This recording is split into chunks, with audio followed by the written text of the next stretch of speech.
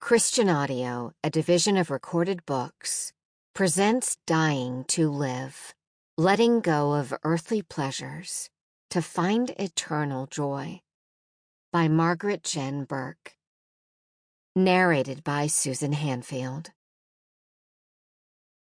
1. The Discipleship Study. When Jesus predicted his death in the New Testament, he also said he would be raised to life again on the third day. But when Jesus was crucified, his disciples became overwhelmed by the reality of his absence and were too distracted by Friday's events to remember that Sunday was coming.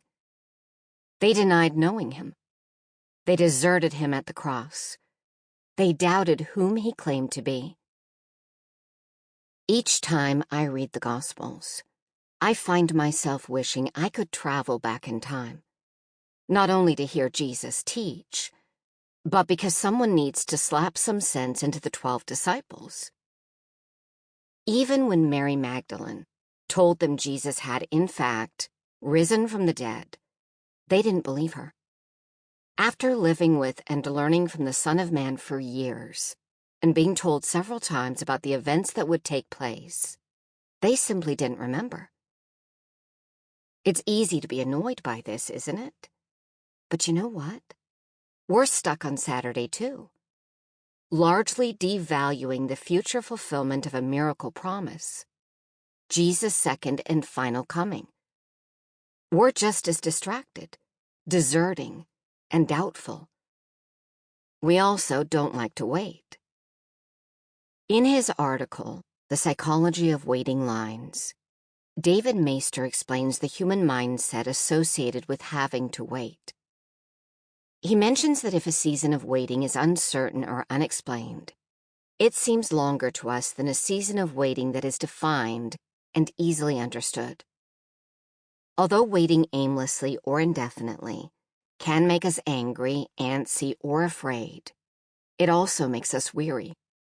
It causes us to experience a tiredness that rapidly steers us to distraction. It tricks us into thinking that there are more important, urgent things ahead. It diminishes the value of whatever it is we're waiting for. Late last spring, my husband Carson and I were in our kitchen discussing summer plans. His work schedule had become unusually busy, and he wanted to make sure his calendar matched mine.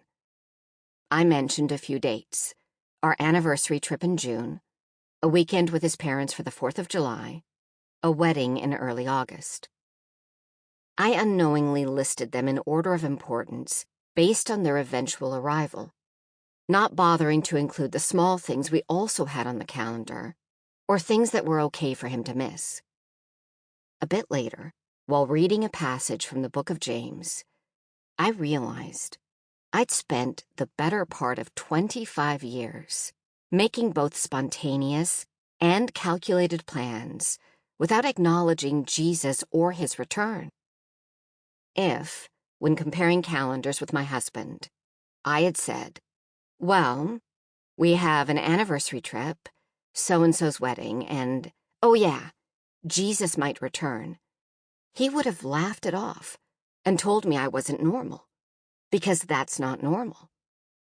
And if it's not something that's normal to talk about, it's clearly not something normal to anticipate. Does his arrival feel uncertain, non-urgent, because there isn't a specific date or time attached to it? Or have we postured ourselves in a way that diminishes, on a fundamental level, the reality of his return at all? Has anyone ever critiqued your posture or reminded you to stand up straight with your shoulders back? While this feels old-fashioned, high societal, and stuffy, good posture is vital to physical health. Simply put, it's how the body maintains balance and flexibility in coordination with the head, hips, and shoulders. If we don't have the natural ability to keep our shoulders back, our chin level, our hips even, or if we've suffered an injury or illness that keep us from doing so, we may experience Sample complete. Ready to continue?